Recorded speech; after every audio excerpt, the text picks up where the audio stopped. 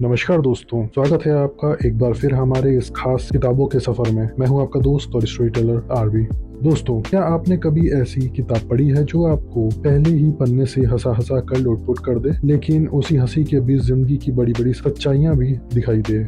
आज की कहानी एक ऐसी ही किताब की है जिसे लिखा है बॉलीवुड की मशहूर अभिनेत्री, लेखिका और अपने बेबाक अंदाज के लिए जाने जाने वाली ट्विंकल खन्ना जी ने, और किताब का नाम है मिसेस फनी बोन्स। लेकिन सवाल यही है, क्या यह सिर्फ एक सेलिब्रिटी की मजेदार डायरी है, या फिर इसमें छिपी है हर भारतीय परिवार, हर पति पत्नी और हर कामकाजी महिला की कहानी। आज के इस वीडियो में हम जानेंगे कि आखिर मिसेस फनी बोन्स इतनी लोकप्रिय क्यों बनी, इसमें ऐसा क्या खास है जो लाखों पाठकों को अपना दीवाना बना गया, और क्या यह किताब वाकई पढ़ने लायक है। तो बिना किसी देरी के अपनी पसंदीदा चाय या कॉफी का कप उठाइए, आराम से बैठ जाइए और चलिए शुरू करते हैं ट्विंकल खन्ना जी की मिसेस फनी बोन्स की यह मजेदार, दिलचस्प और यादगार कहानी। दोस्तों, सच कहूँ तो जब मैंने यह किताब पहली बार उठाई तो मेरे मन में भी एक आम इंसान की तरह कुछ पूर्वाग्रह थे, जिन्हें हम सेलिब्रिटी प्रेजुडिस कहते हैं। हमें अक्सर लगता है कि एक स्टार वाइफ जो आलीशान बंगले में रहती है, जिनके आगे पीछे नौकरों की फौज होती है, वो एक आम भारतीय महिला की रोजमर्रा की जिंदगी, उसके संघर्ष, उसके तानों और उसके घरेलू तनाव के बारे में क्या ही लिखेगी। मैंने ट्विंकल खन्ना जी के कुछ अखबारी कॉलम्स और ब्लॉग्स पहले जरूर पढ़े थे, लेकिन मुझे इस बात का जरा भी अंदाजा नहीं था कि वो एक पूरी की पूरी किताब लिख रही हैं। इसीलिए अपनी रूढ़िवादी सोच को एक तरफ किनारे रख और अपनी उत्सुकता को अपने ऊपर हावी होने देकर मैंने यह किताब खरीद ली। मैं बस यह देखना चाहता था कि क्या यह किताब उन उम्मीदों पर खरी उतरती है जो ट्विंकल जी के तीखे और मजाकिया स्वभाव को देखकर मेरे मन में पैदा हुई थी। और यकीन मानिए दोस्तों, जैसे ही मैंने इसके पहले 2 पन्ने पढ़े, मेरा वो सेलिब्रिटी वाला चश्मा उतर कर दूर गिर गया। यह किताब किसी बड़े स्टार की आत्मकथा नहीं है, ना ही यह अपनी अमीरी का दिखावा करने वाली कोई घमंडी डायरी है। यह तो एक आईना है जिसमें हर आधुनिक भारतीय महिला, चाहे वो किसी भी शहर की हो, अपनी खुद की शक्ल देख सकती है। ट्विंकल जी ने जिस ईमानदारी और बेबाकी से अपने खुद के जीवन को हमारे सामने परोसा है, उसने मुझे अंदर तक सोचने पर मजबूर करा दिया और साथ ही हंसने पर भी मजबूर कर दिया। चलिए अब थोड़ा इस किताब की बनावट और इसके बैकग्राउंड को समझते हैं। मिसेस फनी बोन्स मूल रूप से ट्विंकल जी के उस बेहद लोकप्रिय कॉलम पर आधारित है जो वो एक जमाने में अंग्रेजी अखबार के लिए लिखती रही हैं। अगर हम इस किताब के मूल स्वभाव की बात करें तो यह इंसानी स्वभाव, समाज की दकियानुसी सोच और हमारे पारिवारिक रिश्तों पर एक बहुत ही करारा, मजाकिया और व्यंग्यात्मक प्रहार है। यह किताब एक आधुनिक भारतीय महिला के जीवन को पूरी बारीकी से समेटती है। एक ऐसी महिला जो मल्टीटास्कर है, जो सुबह उठकर खाना भी बनाती है, दिन भर अपने काम या ऑफिस की जिम्मेदारियों को भी संभालती है, घर की साफ सफाई पर भी नजर रखती है, बच्चों की पढ़ाई और उनकी शैतानियों को भी झेलती है, और इन सब के बीच अपने पति के नखरे भी उठाती है। इतना ही नहीं, वो अपनी प्यारी मम्मी जी यानी सासू माँ के तानों और उपदेशों को भी मुस्कुराकर सुनती है, और साथ ही साथ अपने बढ़ते वजन और देश की गिरती आर्थिक सामाजिक व्यवस्थाओं की भी चिंता करती है। खुद ट्विंकल जी के शब्दों में कहें तो इस किताब के किरदार और इसकी कहानियां क्या हैं? वो कहती हैं कि यह कुछ हकीकत, थोड़ा सा फिक्शन, कुछ मरती हुई दिमागी कोशिकाएं और कुछ पुरानी हड्डियों का एक ऐसा कॉकटेल है जिससे उन्होंने शब्दों की कढ़ाई में धीमी आंच पर पकाया है। यही वजह है कि जब आप इसे पढ़ते हैं तो आपको यह नहीं लगता कि आप कोई बनावटी कहानी पढ़ रहे हैं। आपको लगता है कि कोई आपके पड़ोस के घर की बातें आपके कानों में फुसफुसा रहा है।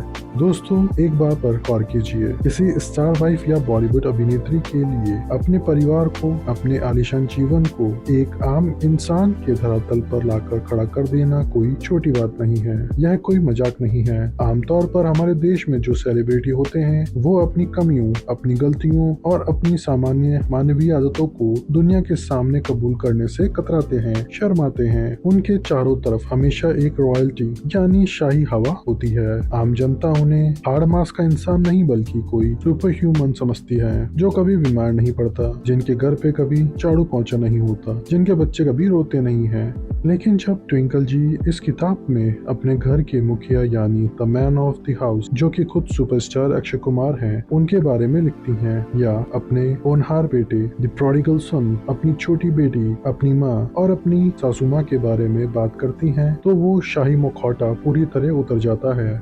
जब वो बताती हैं कि उनकी जिंदगी भी बच्चों के डायपर बदलने, उनके पीछे भागने, घर का बजट संभालने और साथ ही अपनी नौकरी से पैसे कमाने के इर्द गिर्द घूमती है, तब हमें समझ आता है कि महलों में रहने वाले लोगों के दुख सुख भी बिल्कुल हमारे जैसे ही होते हैं। वो भी एक आम आधुनिक कामकाजी महिला की तरह हर दिन एक नई सर्कस जी रही हैं। यही इस किताब की सबसे बड़ी ताकत है। अब बात करते हैं इस किताब के स्ट्रक्चर यानी बनावट की। लेखिका ने इस किताब को बहुत ही खूबसूरती से डिजाइन किया है। किताब का हर चैप्टर किसी न किसी बेहद मजाकिया लतीफे, किस्से या किसी छोटी सी शायरी या कहावत से शुरू होता है। यह शुरुआती पंक्तियां पाठक को मानसिक रूप से तैयार कर देती हैं कि आगे आने वाले पन्नों में कहीं उन्हें हंसी का कैसा जबरदस्त डोज मिलने वाला है। जैसे उदाहरण के तौर पर एक चैप्टर की शुरुआत में वो लिखती हैं, जिंदगी में कुछ भी मुफ्त नहीं मिलता सिवाय बुरी सलाह के। Nothing is free in life except bad advice. अब जैसे ही आप यह पंक्ति पढ़ते हैं, आपके चेहरे पर एक मुस्कान आ जाती है और यह पंक्ति वास्तव में एक भूमिका है उस चैप्टर की, जिसका नाम उन्होंने रखा है be aware of mommy dearest, यानी अपनी प्यारी माँ से सावधान रहें। इस पर्टिकुलर चैप्टर में मिसेस फनीबोन्स हमें अपनी उस अतरंगी माँ से मिलवाती हैं जो उस बेहद शालीन, खूबसूरत और गंभीर अभिनेत्री से कोसों दूर है, जिन्हें हम स्क्रीन पर देखते आए हैं। जी हाँ, वो बात कर रही हैं डिम्पल कपाड़िया जी की। ट्विंकल अपनी माँ को बेहद मजाकिया और गलतियाँ करने वाला एक आम इंसान बताती है। वो उन तमाम चीजों की एक लंबी लिस्ट हमारे सामने रख देती हैं जो उनकी माँ ने सालों से उन्हें मानसिक रूप से प्रताड़ित करने या दोस्तों के सामने शर्मिंदा करने के लिए की हैं। इस चैप्टर को पढ़कर आप हंसते हंसते लोटपोट हो जाएंगे।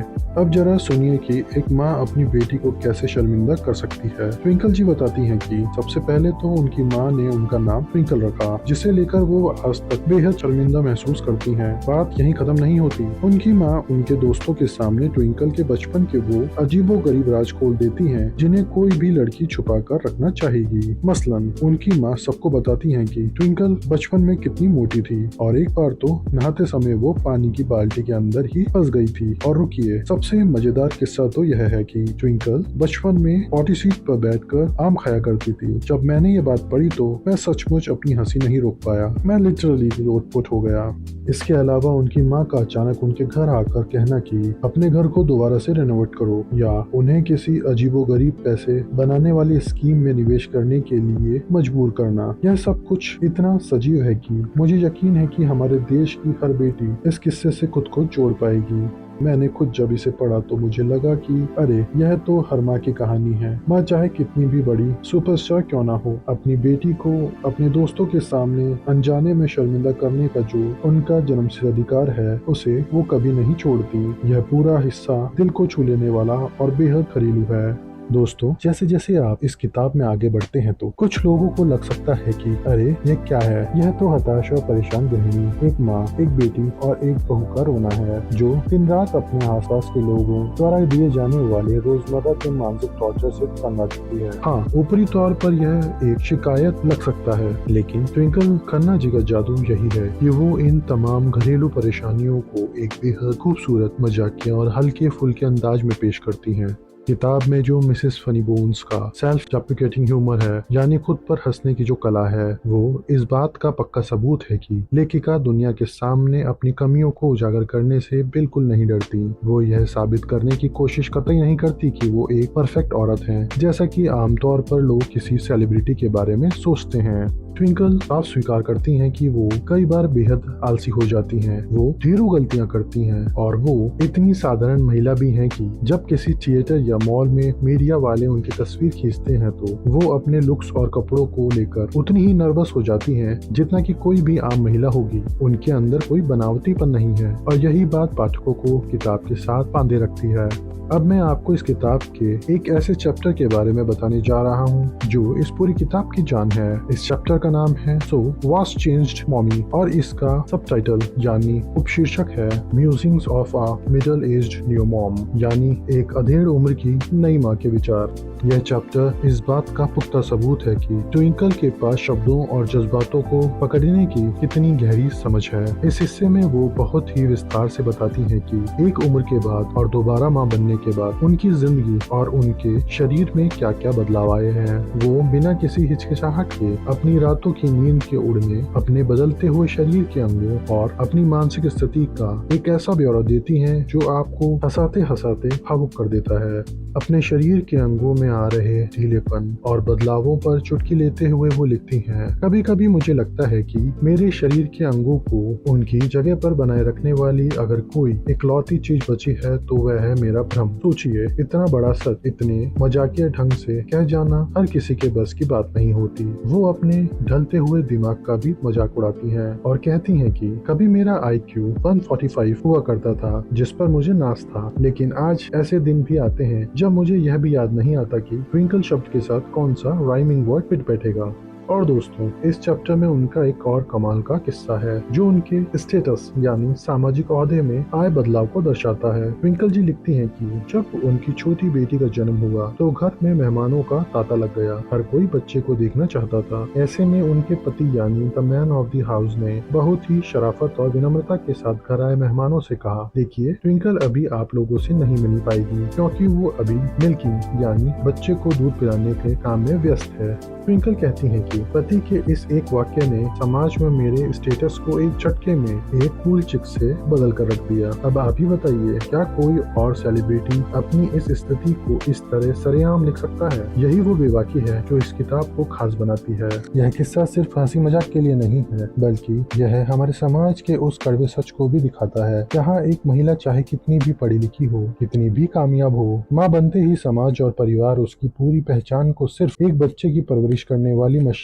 तक सीमित कर देती है। लेकिन ट्विंकल जी ने इस दर्द को भी हंसी के गुब्बारे में उड़ा दिया। दोस्तों, एक अच्छे स्टोरी टेलर और बुक रिव्यू का यह फर्ज होता है कि वो आपको किताब की सिर्फ तारीफ न बताए, बल्कि उसकी उन कमियों को भी सामने रखे जो पढ़ते समय खटकती हैं। हालांकि यह किताब पढ़ने में एक परम आनंद डिलाइट देती है, लेकिन कहीं कहीं यह थोड़ी सी रिपीटेटिव यानी दोहराव से भरी हुई महसूस होती है। ऐसा इसलिए है क्योंकि जैसा मैंने शुरुआत में ही कहा था, इस किताब में उनके उन कॉलम्स को भी शामिल कर लिया गया है जो पहले से ही अखबारों में छप चुके थे। जिन पाठकों ने उनके उन कॉलम्स को या अखबारी कॉलम्स को पहले कभी नहीं पढ़ा है, उन्हें तो कोई शिकायत नहीं होगी, उन्हें हर पन्ना नया लगेगा। लेकिन मेरे जैसे पाठक जो उनके लेखन को पहले से फॉलो करते आ रहे हैं, उन्हें लगेगा कि अरे, यह हिस्सा तो मैंने पहले भी कहीं पढ़ा हुआ है। मुझे लगता है कि पब्लिशर्स और एडिटर्स को इन दोहराए गए हिस्सों को किताब से हटा देना चाहिए था ताकि किताब और चुस्त लगती। इसके अलावा एक और छोटी सी बात जो मुझे थोड़ी परेशान कर रही थी, वो थी कुछ खास शब्दों को बार बार इस्तेमाल। जैसे किताब में ब्रिटिश इंग्लिश का शब्द लाइमी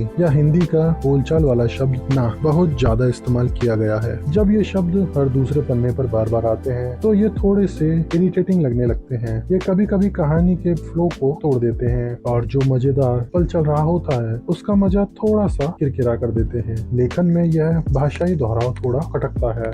अब एक बहुत ही महत्वपूर्ण सवाल उठता है, यह किताब आखिर किसके लिए है? Who should read this book? तो दोस्तों, मैं बिल्कुल साफ शब्दों में कहूंगा कि यह किताब स्ट्रिक्टली सिर्फ और सिर्फ उन लोगों के लिए है जो हल्के फुल्के और तीखे व्यंग यानी ह्यूमर को पसंद करते हैं। अगर आप किसी बहुत गंभीर दार्शनिक या साहित्यिक क्लासिक किताब की तलाश में हैं, तो शायद यह आपके लिए नहीं है। लेकिन हमारे देश की महिलाएं, खासकर कामकाजी महिलाएं, इस किताब से खुद को 100% जोड़ पाएंगी। जब ट्विंकल जी एक कामकाजी माँ होने के संघर्ष को बयां करती हैं, जहां वो एक हाथ से बच्चे का गंदा डायपर बदल रही हैं और उसी वक्त दूसरे हाथ से फोन पर अपने बैंकर्स और अकाउंटेंट्स के साथ बड़ी बड़ी डील्स और पैसों की बातें कर रही हैं, तो यह दृश्य हर उस महिला का है जो घर और करियर के बीच संतुलन बनाने की कोशिश कर रही है। और इस सीन के समानांतर वो अपने पति का जो हुलिया खींचती है वो भी देखने लायक है। जब पत्नी फोन पर चिल्ला रही है, बच्चों को संभाल रही है, तब हमारे मैन ऑफ द हाउस सोफे के चक्कर काट रहे होते हैं और उनका पूरा ध्यान सिर्फ टीवी स्क्रीन पर लगा होता है। यह एक ऐसा टिपिकल इंडियन घरेलू नजारा है जिसे देखकर हर महिला कहेगी, अरे, यह तो बिल्कुल मेरे घर की कहानी है। ट्विंकल जी का यही सेंस और बेबाकी राइटिंग स्टाइल आपके चेहरे पर शुरू से लेकर अंत तक एक प्यारी सी मुस्कान बनाए रखता है।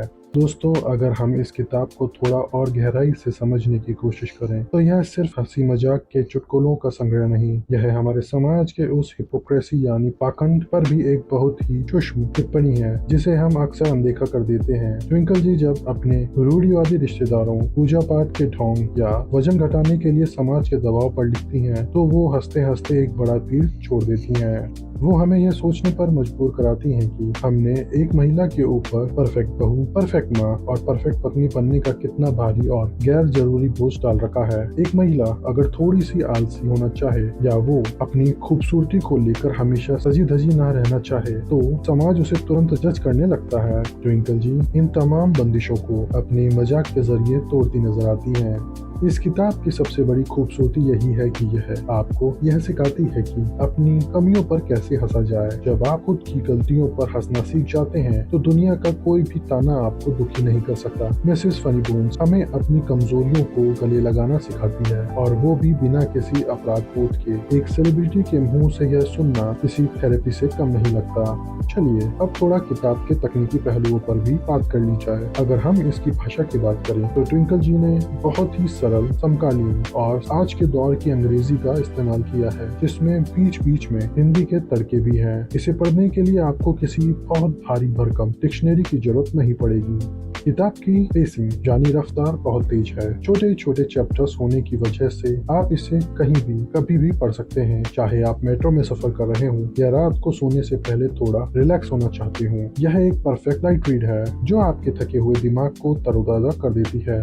हर चैप्टर के अंत में जो एक छोटा सा निष्कर्ष या पंचलाइन होती है वो आपको अलग चैप्टर शुरू करने के लिए उकसाती है। हालांकि जैसा मैंने पहले भी कहा, कुछ शब्दों का बार बार आना इसके फ्लो को थोड़ा बाधित करता है, लेकिन कुल मिलाकर इसका भाषा प्रवाह बहुत ही शानदार और बांध कर रखने वाला है।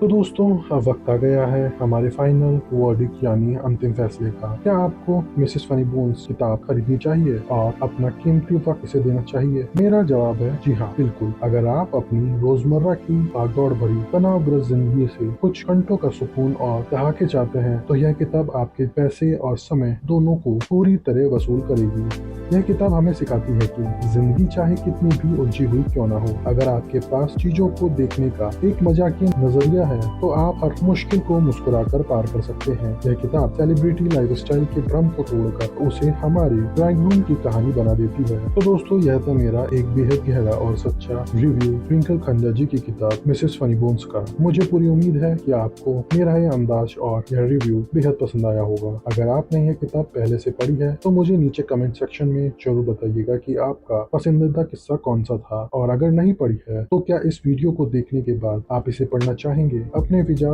मुझसे शेयर करना मत भूलिएगा। अगर आपको ये वीडियो इंफॉर्मेटिव और मजेदार लगा हो तो प्लीज इस वीडियो को एक बड़ा सा लाइक दे दीजिए। इसे अपने दोस्तों के साथ शेयर कीजिए जो किताबों से प्यार करते हैं या जिन्हें एक अच्छे हास्य की तलाश है। और हाँ, हमारे इस प्यारे से चैनल को सब्सक्राइब करना और उस बेल आइकन को दबाना बिल्कुल मत भूलना, ताकि किताबों और कहानियों का यह खूबसूरत सफर कभी रुकने ना पाए। मिलते हैं अगले वीडियो में किसी नई किताब, किसी नई कहानी और ढेर सारे विचारों के साथ। तब तक के लिए पढ़ते रहिए, मुस्कुराते रहिए और अपनी जिंदगी के फनी मोमेंट्स को ढूंढते रहिए। मिलते हैं अगले वीडियो में, तब तक के लिए जय हिंद, धन्यवाद। आप सुन रहे थे ट्विंकल खन्ना जी की लिखी किताब मिसेस फनी बोन्स का बुक रिव्यू।